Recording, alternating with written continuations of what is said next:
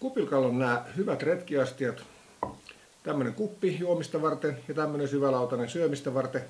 Mutta mitä sitten kun jotain näiden välillä kaivattaisiin, kun esimerkiksi nuudeli, pikkusen liian pieni on tää kuppi ja täällä taas joutuu laittaa niin paljon vettä, että ei siitä oikein tule hyvä. Tai sitten kiisseli, tämmönen desilitraan sekoitettava jauhe tai tää keitto, pikkusen liian pieni siihen ja taas vähän turha iso tähän, joutuu koko ajan kauhoa pohjalta. Tai sitten tämmöisenä talvisena kelinä tämmönen kuuma kaakao. Saisi olla pikkusen enemmän. Tää taas on vähän turha iso astia juoda. Tee, sehän vaatii ehdottomasti semmoisen reilun kupin, mistä sitä voi juoda.